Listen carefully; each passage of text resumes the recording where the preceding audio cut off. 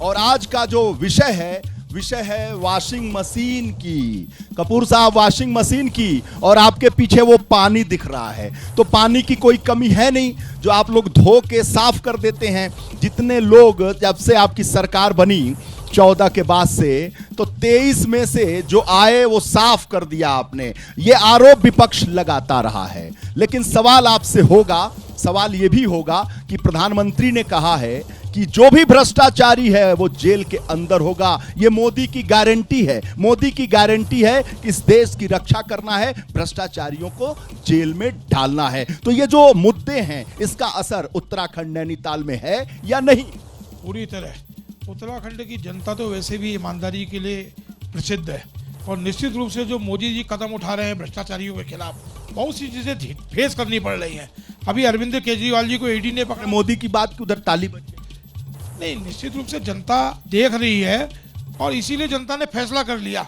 नहीं तो कोई और होता तो इलेक्शन का समय था, अरविंद केजरीवाल जी की गिरफ्तारी के बाद अलग से माहौल होता। लेकिन देश की जनता जानती है कि मोदी ने कहा है कोई भी भ्रष्टाचारी होगा, वो कहीं हो, वो जेल की सलाखों के पीछे होगा, और इस दिशा में भारतीय जनता पार्टी की सरकार ने काम किया है। कांग्रेस से भी पूछ लेते हैं, कह रहे हैं कि जो भ्रष्टाचारी होगा जेल के सलाखों में होगा। उत्तराखंड में ये मुद्दा कितना बड़ा है? सबसे पहले तो मैं आपका धन्यवाद ज्ञापित करता हूं कि आपने मुझे यहां आमंत्रित किया। उसके अलावा नैनीताल की जनता को भी मैं नमन करते हुए अपनी बात को आगे बढ़ाता हूं कि भ्रष्टाचारी कौन है। जब तक वो विपक्ष में है, भ्रष्टाचारी है। 2014 से लेकर आज तक इन्होंने जितने भ्रष्टाचारी थे सबके नाम पर इलेक्शन लड़ा, और लेकिन जैसे ही वो भ्रष्टाचारी बीजेपी में चले गए, क्या वो भ्रष्टाचारी नहीं रह गए?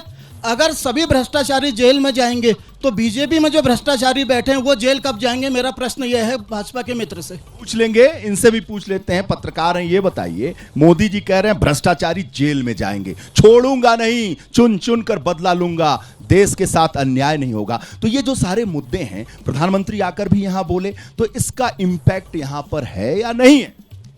देखिए, सबसे बड़ी बात ये रहती है कि मोदी जी ने कहा, उस पर अमल नहीं हुआ।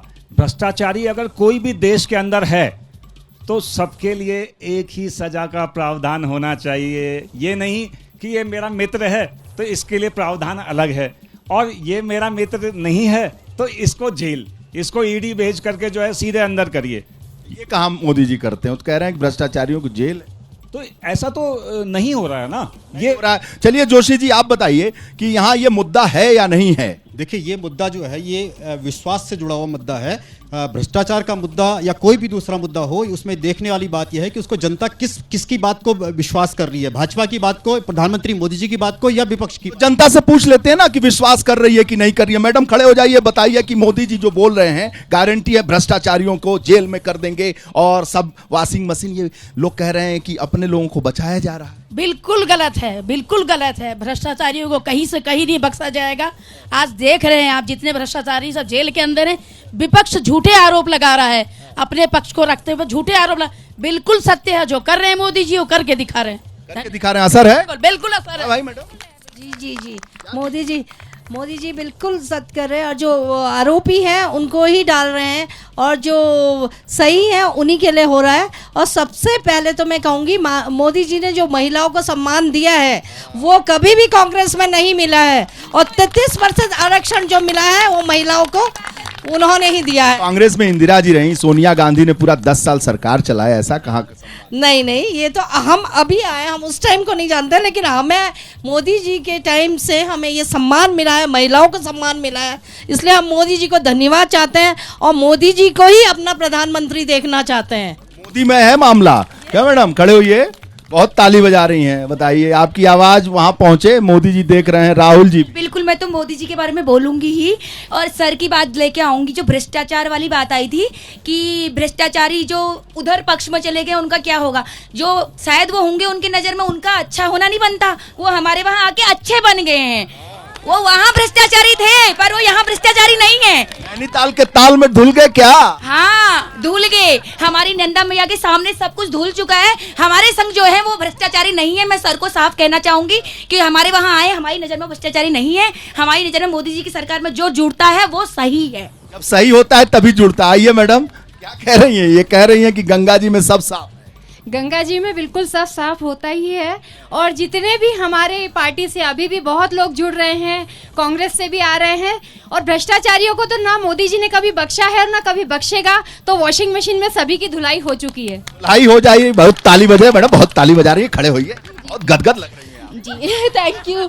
मोदी जी ने जो भी किया है बहुत अच्छा किया है, और मोदी ही आएंगे, और हमेशा आने वाले टाइम में भी हमारे प्रधानमंत्री मोदी जी ही रहेंगे। भारतीय जनता पार्टी हर मोदी। आप तो प्रवक्ता फेल कर दी भाई। हाँ, ये सरिता आर्या जी हमारी विधायिका हैं भारतीय जनता पार्टी से। मैडम ये बताइए, आप तो जीत गई, इस बार आपका कैंडिडेट केंद्रीय मंत्री भट्ट साहब जीतेंगे दोबारा? जी बिल्कुल जीतेंगे। देखिए, वो रक्षा राज्य मंत्री और पर्यटन राज्य मंत्री थे।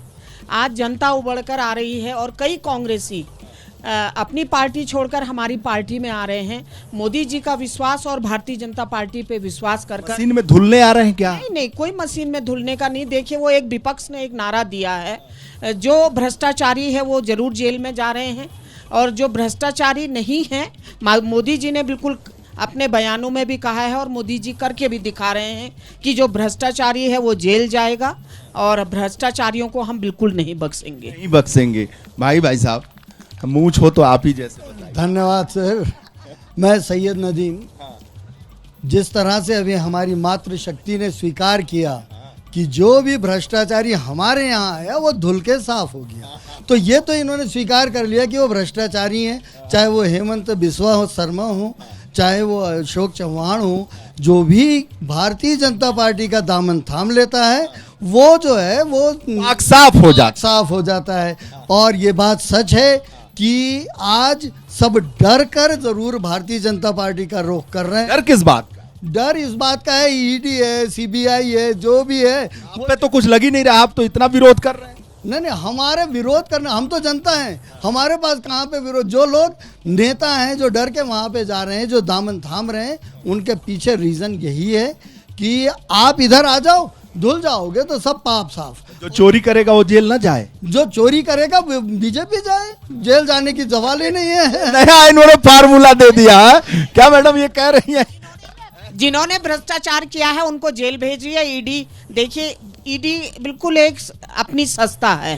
जैसे ही घड़ी का काटा दोपहर 2:30 पे आए, बबीता जी का दिल सास बहू साजिश के लिए मचल जाए। और ये है इनकी बहू, पूरे दिन ऑफिस की टेंशन हो जाए गॉन जब ये करें अपना फेवरेट शो फ्री टाइम पे ऑन। इनकी तरह आप भी देखिए अपना फेवरेट शो अपने टाइम पर, और डाउनलोड कीजिए एबीपी लाइव ऐप अपने स्मार्ट टीवी पर।